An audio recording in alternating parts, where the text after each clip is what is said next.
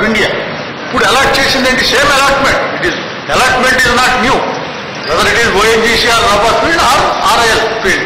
That is the difference. Not even a single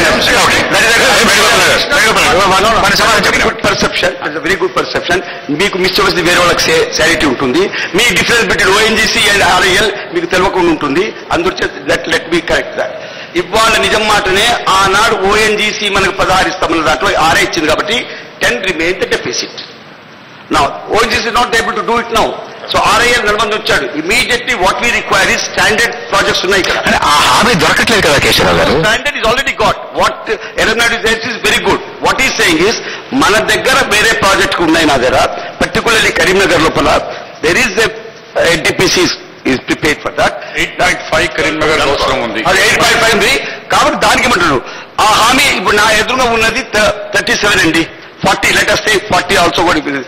ఆ 40 లోపల మీకు తెలుసు ప్రియారిటైజేషన్ లోపల we have said 18 MCC will go to power, 12 or 17 will go to 6, 14 will go to 15 to fertilizer and gas will go to 7 and GSP at 8 అది పెట్టారు.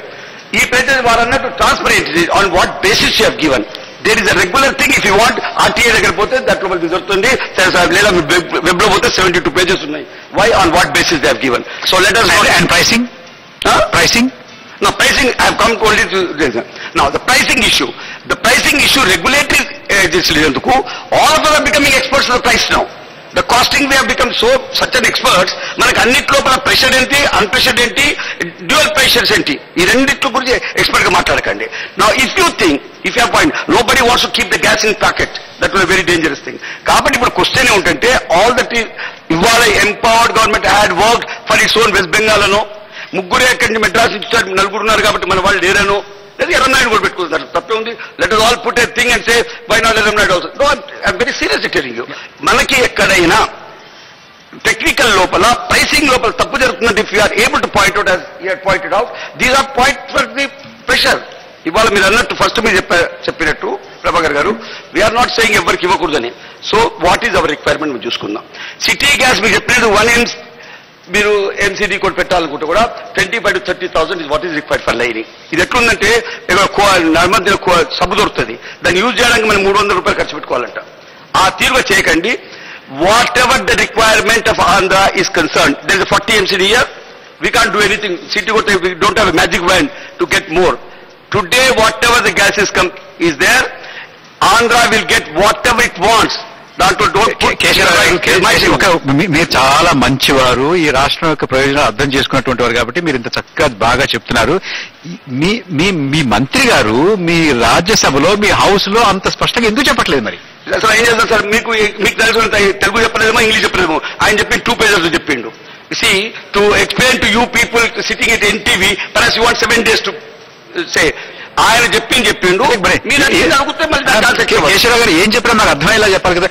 జయప్రకాష్ మీ question ఇప్పుడు హరిగోపాల్ గారు చెప్పింది బేసిక్ అండి. అన్నిట్లో మీరు చెప్పడంతో అక్కడ ఏమవుతుంది, వారంటారు నా దగ్గర rehabilitation. That is the issue. నా గురించి ఇది ఇష్యూ కాదండి. The gas the issue is ecology, issue is rehabilitation, issue is how did you do it without their consent. Only because వాళ్ళ జార్ఖండ్ సంగతి చెప్తున్నాను, వాళ్ళు ఛత్తీస్గఢ్ నా కానీ. Because I am very much closely connected to Jharkhand. Okay. Jharkhand is the richest resource state with the poorest people there. ఆ issues కొద్దాం మళ్ళీ వద్దాం. కాబట్టి ఇప్పుడు మీరు as far as gas is concerned, whatever Andhra wants it today, standard projects లేదా extra అన్నారు, extra దొరకడంతోనే ఏది కావాలో I don't think there will be any problem. Tell me what is the absorption level. మన ఎకానమీ లోపల తీసుకునే పెట్టుకుందాం. ఏదో మరి ఇప్పుడు చెప్తున్నారు కాబట్టి మాట్లాడాలి కదా, మాట్లాడాలని. నేను ఇంకో NTPC ఒకటెందుకండి, ఇంకో 16,000 పెట్టండి అక్కడ, అది కావాలని other thing. Today first RIL has come with the 40. It is not an end itself, end of the tunnel కాదు ఇది. మనం వచ్చిన తర్వాత definitely what your sir can become. And MOU తీసుకున్న తర్వాత కూడా there is a national RIL చెప్పినట్టు దాంట్లో ఉంది. మీరు మళ్ళీ అవుతారు జయప్రకాష్ గారు. ఇప్పుడు మనకి స్టాండర్డ్ ప్రాజెక్ట్స్ కి అలాట్ చేసింది కూడా 70% PLF, నాట్ ఫుల్. అది RIL వాడు ధర ఎక్కువ ఉందని 80%. ఓకే సరే. వేణుగోపాల్ గారు ఒక్క నిమిషం. జయప్రకాష్ గారు మొట్టమొదట ఇందాక మిత్రుడు శ్రీనివాస్ గారు మాట్లాడుతూ 25% రాయల్టీలో మనకు రావాలని చెప్పని ఇంగ్లీష్లో సామెత ఉన్నది, snatching defeat from the jaws of victory అని చెప్పాను. 12వ ఆర్థిక సంఘం ఏ రాష్ట్రంలో ఉత్పత్తి అయితే ఆ రాష్ట్రానికి 50% కేటాయించాలని చెప్పి సిఫారసు చేసింది. మళ్ళీ 20 తేబోకండి. సరే, ఫ్రీ అంటే మరి మీకు ఫ్రీ అంటే ఇంకో గొడవ అయిపోతుంది. కానీ మన రాష్ట్రానికి రేపొద్దున 200 million cubic metres per day వచ్చే అవకాశం ఉన్నది. రేపు మార్చి నుంచి 80 మిలియన్ క్యూబిక్ మీటర్స్ వస్తుంది. ఈవేళ 31 మిలియన్ క్యూబిక్ మీటర్స్ ఇప్పటికే వస్తున్నది సరఫరా. అంటే ఒక విండ్ ఫాల్. నార్త్ సీ ఎట్లాగైతే మార్గరెట్ థాచర్ కాలంలో బ్రిటన్లో మౌలికమైన మార్పును తీసుకొచ్చిందో ఆర్థిక వ్యవస్థలో, ఈవేళ దేశ ఆర్థిక వ్యవస్థకి, తూర్పు తీర ప్రాంతానికి, ఆంధ్రప్రదేశ్కి, కోస్తా ఆంధ్రకి ఇది ఒక విప్లవాత్మకమైనటువంటి అవకాశం. అంచే దాన్ని చాలా ఈవేళ ఏం మాట్లాడుతున్నాం, ఏం చేస్తున్నాం చాలా లోతుగా ఆలోచించాలి. 2, ఈ వనరు ఎవరిది? ఒక్క దేశం ఉంది, భారతదేశం. ఒక్క పౌరసత్వం ఉన్నది. నేను పూర్తిగా ఆ విషయంలో ప్రొఫెసర్ హరగోపాల్ గారి వాదన పూర్వపక్షం చేస్తున్నాను. ఈ దేశం ఒకటే జాతి. ఇందాక కోశ్వరరావు గారు అన్నట్టుగా బాంబే హై మాది అనుకుంటే ఇప్పటిదాకా గ్యాస్ వచ్చేదా మనకి? దిగ్బాయ్ అన్ని మాదని వేస్తామని అనుకుంటే ఇప్పటిదాకా మనకు చమురు వచ్చేదా? సింగరెడ్డి కాలనీస్ మావని చెప్పని కరీంనగర్ జిల్లా వాళ్ళు అనుకుంటే, లేకపోతే వరంగల్ జిల్లా వారు, ఖమ్మం జిల్లా వారు అనుకుంటే మిగతా వాళ్ళ కోలందేదా? కానీ జయప్రకాష్ గారు మనం కూడా ఇదంతా మాది, ఇంకెవరికి వద్దనంటలేదు ఎవరు. కాబట్టి అసలు పడద్దు. ఇది అందరిది. అయితే మా సంగతి ఏమిటి? దేశ ప్రజలు, దానికి ఒక రాజ్యాంగం ఉన్నది, దేశ ప్రజలు. మా సంగతి కానీ దేశ ప్రజలకు అర్థం అవుతుంది. మా గుమ్మల్లో చెడిపోతుంది గ్యాస్. మా గుమ్మం నుంచి పైప్ లైన్ వెళ్ళిపోతుంది. మాకే వద్దా? మాకు సంబంధం లేదా? కేజీ బేసిన్ ప్రజలు భారతదేశంలో ఉన్నారా లేదన్న అనుమానం వారికి వచ్చిందని చెప్పి నాకు చాలా ఆశ్చర్యంగా ఉంది. దాని ఒక నేషనల్ టీవీలో ఇది క్షమార్హం కానటువంటి వాదన. భారతదేశం ఒక్కటి, దేశ ఐక్యత ఒక్కటి. ఎట్టి పరిస్థితుల్లో దానికి రాజ్యాంగానికి వివాదం కలిగి మాట్లాడితే అది మీరు మనకు తెలియదు, మనమే మాట్లాడుతున్నాం. చాలా ప్రమాదకరమైన మాట్లాడుతున్నాం. ఈ దేశం ఒక్కటి, దేశ ఐక్యత. మన ప్రాంతాలు మనం కాపాడుకుందాం, కానీ దేశ ఐక్యత విఘాతం చేస్తూ కాదు. కాపాడుకోవాలి కాబట్టి దానికి ఒక పాత్ర ఉంది, ఒక ఫ్రేమ్వర్క్ ఉన్నది. ఫ్రేమ్వర్క్ లోపలే కానీ ఇది భారత్ పాకిస్తాన్ మధ్య పోరాటం కాదు. మన గుమ్మల్లో ఉన్నదానికి మనకి ఎంతో అంతో రావాలని అడుగుతున్నాం. దానిలో అనుమానం లేదు. నేను వారు చెప్పినా ఏమిటి మన డిస్కషన్ అంతా ఏం జరుగుతుంది? 12th finance commission 50% of allocation ఇవ్వాలంటుంది. అందరూ కూడా ఆ దిశలో మా దగ్గర మాకు ఇవ్వాలని ఇప్పుడు అందరూ ఆడుతున్నది అదే. అంటే ఇదే మాకే కావాలంటే మాకు కూడా కావాలంటే అదే నేను చెప్తున్నాను. డిఫరెంట్ వెర్షన్స్ లో కాదు. ఇప్పుడు నేను హరగోపాల్ గారి వాదంతో విభజిస్తున్నాను. ఎందుకంటే చాలా ప్రమాదకరమైన వాదన అది. దాన్ని మీరు కొనసాగిస్తే ఇక ఎవరింట్లో ఉన్న వనరు వాళ్ళదే అవుతుంది. సాధ్యం కాదండి, అది సాధ్యం కాదు, అది హర్షించదు. ఈ దేశం దాన్ని ఒప్పుకోవడానికి వీలు లేదు. రాజ్యాంగంలో 1వ అధికరణాన్ని ఉల్లంఘిస్తే ఇంకా రాజ్యాంగం లేదు, దేశం లేదు. దాని గురించి ఇంకా మాట్లాడదు. మనకు స్వేచ్ఛకి మౌలిక స్వరూపం రాజ్యాంగం నుంచి వచ్చింది. కీలకమైనది శ్రీనివాస్ గారు లేవనెత్తారు, మరికొందరు లేవనెత్తుంటారు. స్థానికంగా పర్యావరణాన్ని పరిరక్షించే బాధ్యత ఆ కంపెనీది. దాన్ని సమీక్షించి సమన్వయం చేసి బెత్తం పట్టుకోవాల్సిన బాధ్యత భారత ప్రభుత్వాన్ని. సబ్సిడీస్ అని చెప్పంటాం. మైనింగ్ ఏం చేసినా కూడా, ముఖ్యంగా గ్యాస్ కానీ ఆయిల్ కానీ మైనింగ్ చేసినట్టయితే ఆఫ్ షోర్లోనూ ప్రాబ్లం ఉంటుంది. కానీ ఆఫ్ షోర్లో పెద్ద అది సముద్రం కాస్త కుంగినా డబ్బున పెద్ద ఆదాయం ఉండదు. కానీ ఆన్ షోర్ చాలా ప్రమాదకరం అవుతుంది. కాబట్టి ఖచ్చితంగా దానికి పూర్తి చర్యలు తీసుకోవాలి. దానికి 1,000 కోట్లైనా కూడా అదే అదనంగా గ్యాస్ కాస్ట్ అవుతుంది. దానిలో అసలు మనకి బేరసారాలకి తావు లేదు ఎట్టి పరిస్థితుల్లోనూ. ఇక మూడోది, ఎవరైనా ఆఫ్ షోర్ లో ఉన్నా సరే ఆన్ షోర్ లో కూడా ప్రభావం ఉంటుంది. అందుకని డీటెయిల్స్ మనకు టెక్నికల్ డీటెయిల్స్ వెళ్ళక్కర్లేదు. Environmental consequences must be costed and must be. మూడోది, ఎంత ఉన్నది అసలు మనం లేని సమస్యను సృష్టించుకుంటున్నాం. ఈవేళ 31 మిలియన్ క్యూబిక్ మీటర్లు ఈవేళే ఈ క్షణం ఈ దేశానికి అందుబాటులో ఉంది. కేవలం మరొక్క 8 నెలల కాలంలో, 8.5 నెలల కాలంలో 80 మిలియన్ క్యూబిక్ మీటర్లకు వెళ్తుంది. బహుశా ఇంకొక 2 ఏళ్ల కాలంలో 200 మిలియన్ క్యూబిక్ మీటర్లకు వెళ్తుంది. అది 300కి 400 కింద ఆశ్చర్యపోవక్కర్ల. ఈ వేళ అసలు దీన్ని వినియోగించుకునే సామర్థ్యం భారతదేశానికి లేదు. మనం చాలా ఆషామాషిగా మాట్లాడుతున్నాం. ఈ సంఖ్యలు చిన్న చిన్నవి కాదు, ఇవి చాలా పెద్ద అంకెలు. మీకు 31 మిలియన్ క్యూబిక్ మీటర్లు ఇవాళ ఉత్పత్తి అవుతున్న, సరఫరా అవుతున్న గ్యాస్ని తీసుకుంటే రోజు సరఫరా అయ్యే గ్యాస్ విలువ ప్రతిరోజు 26 కోట్ల రూపాయలు ఈవేళ. ఇది $4, $4.2 లెక్కేసుకుంటే. తగ్గితే తగ్గుతుంది, పెరిగితే పెరుగుతుంది.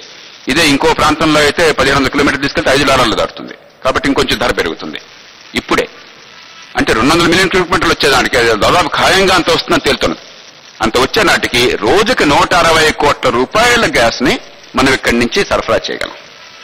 బహుశా అది 300 కోట్లకు వెళ్ళినా ఆశ్చర్యపోవక్కర్ల రోజు కంటే సంవత్సరానికి 1,00,00,000 కోట్ల రూపాయల గ్యాస్ ఉత్పత్తి అయినా కూడా ఆశ్చర్యపోవక్కర్ల. గ్యాస్ ఈవేళ మన అదృష్టవశాత్తు గ్యాస్ లభ్యత కాదు సమస్య, వినియోగించడానికి సిద్ధంగా ఉన్నామా అని చెప్పన్నది. సంఖ్యల విషయంలో చాలా గందరగోళం చోటు చేసుకున్నది, కొంచెం లోతుగా అర్థం చేసుకోవాలి. ఇక 4వది, ఆంధ్రప్రదేశ్ వరకు 12వ ఫైనాన్స్ కమిషన్ ఖరారు చేసింది. నేను కూడా అందరూ కోరినట్టుగా మన రాష్ట్రానికి కావాలని వాదిస్తున్నాను, కానీ ఇది నా రాష్ట్రం కాబట్టి, నేల నాది కాబట్టి అని అంటలా నేను. దానికి ఆర్థికమైనటువంటి హేతుబద్ధమైనటువంటి వాదనలు మనం వినిపిస్తే రేపొద్దున ఇంకో రాష్ట్రంలో ఇంకో వనరు ఉంటుంది. ఐరన్ ఓర్ ఉన్నవాడు నాదే అని చెప్పంటే, లేకపోతే బాక్సెట్ ఉన్నవాడు నాదే అని చెప్పి అన్నట్టయితే అదే ఎవరు అంటలేదు. కాబట్టి హేతుబద్ధమైన వాదన ఏమిటంటే, ఎక్కడ ఉత్పత్తి అయితే దానికి సమీపంలోనే వినియోగం చేసినట్టయితే పారిశ్రామిక రూపంలో, విద్యుత్ రూపంలో దేశానికి చాలా కలిసి వస్తుంది. మీరు ఇక్కడి నుంచి గుజరాత్ రవాణా చేయాలని చెప్పంటే ఒక్కొక్క మిలియన్ BTUకి కేవలం రవాణా కోసం 50 రూపాయలు ఖర్చు అవుతుంది. కేవలం రవాణా కోసం. ఎందుకది? ఆ 50 రూపాయలు ఎవరిదన్నట్టు? ఈ దేశం నష్టపోతున్నది. మీరు రేపు పొద్దున 200 మిలియన్ క్యూబిక్ మీటర్లు వచ్చిన నాడు ఈ దేశంలో కనీసం ఒక 30 కోట్ల రూపాయలు, 40 కోట్ల రూపాయలు రోజుకి రవాణాకి మనకు వృధా అవుతుంది. అది చాలా విలువైన ఆర్గ్యుమెంట్. సంవత్సరానికి 10-12 వేల కోట్ల రూపాయలు వృధా చేయడం ఏం వెరితనం కాకపోతే ఏమిటిది? కాబట్టి ఎక్కడ వీలుంటే అక్కడ వినియోగించాలని చెప్పడం సరైన ఆర్గ్యుమెంట్. అదే సమయంలో అన్ని ఎక్కడ వినియోగించాలన్నా సాధ్యం కాదు. ఎందుకంటే దేశం ఉన్నది, దేశంలో అన్ని ప్రాంతాల్లో కూడా ఆర్థిక పారిశ్రామిక ప్రగతి లేకపోతే దేశం ఒప్పుకోదు. యూపీలో కావాలి, బీహార్లో కావాలి, తమిళనాడులో కావాలి, కర్ణాటకలో ఇదే కర్ణాటకలో వస్తే మనం కూడా పెడతాం. మరి మా సంగతి ఏంటంటే గౌగులు పెడతాం. ఈ దేశ ఐక్యత కావాలని చెప్పండి, దానికి కొంత మూల్యం చెల్లించాలి. ఆ మూల్యం ఒక బ్యాలెన్స్డ్ గా ఉండాలి. అందుకోసం భారత ప్రభుత్వాన్ని మనం నమ్మాలి, ఏ పార్టీ ఉన్నా కూడా. ఇక ప్రైస్ విషయం కీలకం. భారత ప్రభుత్వం 2 కారణాలుగా ఈ ప్రైస్ ని నేను ఉదయం మనవి చేశాను. ఈ ప్రైస్ ని కావాలని పెంచుతోంది. ఒక కారణం, తాత్కాలికంగా మనకు వచ్చేటువంటి రాయల్టీల వల్ల నాకు డబ్బు ఎక్కువ వస్తుంది కాబట్టి ఖజానాలో డబ్బు నిండుతాయని చెప్పన్నటువంటి తాత్కాలికమైన స్వార్థం. రేపు ఓఎన్జీసీవి కూడా మన గ్యాస్ ఫైన్స్ వస్తాయి కాబట్టి దానికి కూడా ఈ రేటు కనుక చేసినట్టయితే ప్రత్యక్షంగా ప్రభుత్వ ఖజానాలకు వచ్చేస్తుంది కాబట్టి స్వార్థం. కానీ ఇది చాలా సంకుచితమైన ఆలోచన. మళ్ళీ ఫెర్టిలైజరు, మళ్ళీ పవర్ సబ్సిడీలు ఇచ్చేది మన ప్రభుత్వాలే, జాతీయ స్థాయి కానీ రాష్ట్రంలో కానీ. కాబట్టి కనీసం ఈ రంగాలకే వీరులను తగ్గించి ఏర్పాటు చేయాలి. దానికి రెగ్యులేటర్ని పెట్టాలి, ఈ గొడవ లేకుండా. అక్కడ దురుద్దేశాన్ని నేను ఆపాదించటంలా, కానీ రెగ్యులేటర్ని పెట్టాలి. పెట్టి దేశ ప్రయోజనాలు, ఇన్వెస్ట్ చేసిన వాళ్ళకి రిస్క్ కవర్ చేస్తూ వాళ్ళకి డీసెంట్ ప్రాఫిట్, మళ్ళీ పెట్టుబడి కోసం చెప్పిన ఇన్సెంటివ్, అదే సమయంలో మనకి ఈ వినిమయాలు ఈ దేశంలో ఖరీదు పెరగకుండా, సబ్సిడీ పెరగకుండా చూసుకోవడం అని చెప్పన్నది. దీంతో పాటు బ్రిటన్లో నార్త్ సీ ఆయిల్ ఏం చేశారంటే విండ్ ఫాల్ ట్యాక్స్ అని వేశారు. ఒకవేళ ఇలా చేసినా కూడా ప్రైస్ కొంచెం అనుకున్న కంటే ఎక్కువైంది, రోజు ప్రైస్లు మార్చలేం మనం. ఆ వచ్చిన లాభంతో మనకు తెలుసు కదా, నంబర్స్ తెలుసు కదా. Okay, on stand alone basis పెద్ద ఎత్తున 60% ట్యాక్స్ వేయండి, 70% ట్యాక్స్ వేయండి, మామూలు ఇన్కమ్ ట్యాక్స్ వేయబోకండి. You have a huge tax, windfall tax అని చెప్పని, 1 టైం టాక్సేషన్. ప్రతి సంవత్సరం కూడా ఒక దీని మీద, ఈ కమోడిటీ మీదే, ఈ దేశ సంపద కాబట్టి, ఇది వాళ్ళ సొంతం కాదు కాబట్టి. అప్పుడు దేశ ప్రజలు నెరవేరుతాయి. ప్రైసింగ్ వల్ల పెద్ద దేశంలో ఫ్లక్చువేషన్ ఉండదు. ఆ ప్రైసింగ్ కనుక ట్యాక్స్ రూపంలో ప్రభుత్వానికి వచ్చిందనుకోండి, లాభపడేది ఈ దేశమే. ట్యాక్స్ అని చెప్పంటే మన డబ్బేది. కాబట్టి దీనికి రకరకాల మార్గాలు ఉన్నాయి. ఇంతవరకు దేశంలో విండ్ ఫాల్ ట్యాక్స్ గురించి చర్చ జరగల. చివరిది మళ్ళీ ప్రస్తావించాల్సింది, ఇందాక చాలా స్పష్టంగా కేశవరావు గారు చెప్పారు. అయ్యా, వాళ్ళు గ్యాస్ ఇస్తామంటే మన దగ్గర గ్రిడ్ ఏది, ఉపయోగించుకునే శక్తి ఏది? హైదరాబాద్ నగరంలో 5,000 కిలోమీటర్లు ఇంటర్నల్ గా గ్రిడ్ అంటున్నారు. అది కేవలం అంతా అది 1 మిలియన్ 2 మిలియన్ క్యూబిక్ మీటర్స్ ఉపయోగపడుతుంది అంతే.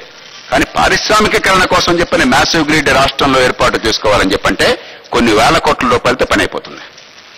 ఆ పని ఇప్పటికైనా యుద్ధ ప్రతిపాదనలో జరగకుండా ఈ బడ్జెట్ లోనే ఇప్పుడు సప్లిమెంటరీ గ్రాంట్స్ కోసం పెట్టి 1,000 కోట్లతో కేటాయించకుండా, ప్రభుత్వం దాన్ని న్యూక్లియస్ గా నిలబడకుండా, ప్రభుత్వ రంగం ప్రైవేట్ రంగ సంస్థలను పిలవకుండా మన రాష్ట్ర ప్రయోజనాలు మనం కాపాడలేం. సమస్య మీరు ఈ విషయం ప్రస్తావించారు 2 సార్లు ప్రస్తావించారు. మళ్ళీ ఎన్ని చోట్ల వీలుంటే అంత, ఎంతమంది వింటే అంత చెప్తే కనీసం ఎక్కడో బదిర సంఖారావం కాకుండా వింటుపడుతుందని చెప్పిన ఆశ. రెండవది, ఎన్టీపీసీకి ఎప్పుడైనా సరే బెస్ట్ డీల్ వస్తుంది. I'm certain.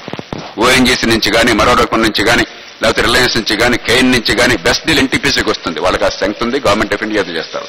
కాబట్టి వెంటనే యుద్ధ ప్రాతిపదికన ప్రైవేట్ ప్రాజెక్టులకు మాత్రమే కాకుండా ఎన్టీపీసీ ప్రాజెక్టులు ఆంధ్రప్రదేశ్ డెడికేటెడ్ గా మన రాష్ట్రంలో పెట్టుకుంటే మనం గడుసు వాళ్ళం అవుతాం. సింహాద్రి ప్రాజెక్ట్ తీసుకొచ్చినట్టు ఎన్టీ రామారావు గారి టైంలో అది మళ్ళీ ఒక 5,000 మెగావాట్లు తీసుకుంటే 5,000 మెగావాట్లు అంటే ఇమీడియట్ గా 25 మిలియన్ క్యూబిక్ మీటర్లు మనం వాడుకున్నట్లు లెక్క. మీరు ఇంకా వేరే కబుర్లు చెప్పక్కర్లేదు, ఎన్టీపీసీ వస్తే మనకు వచ్చినట్టే. స్టేజ్ 2 కూడా మొదలు పెట్టినాం తెలియదేమో. ఏమండి, సింహాద్రి స్టేజ్ 2 కూడా ఆల్రెడీ మొదలు పెట్టి ఇంకొక 3,000 మెగావాట్లు తీసుకోండి. ఆనాడు చేసినట్టుగా డెడికేటెడ్ ఆంధ్రప్రదేశ్ ఇంకో 3,000 మెగావాట్లు ప్రైవేట్ ప్రాజెక్టు తీసుకురాకుండా ఎన్టీపీసీ తీసుకొస్తే ప్రైస్ వస్తుంది. విశాఖపట్నంలో షబేజీ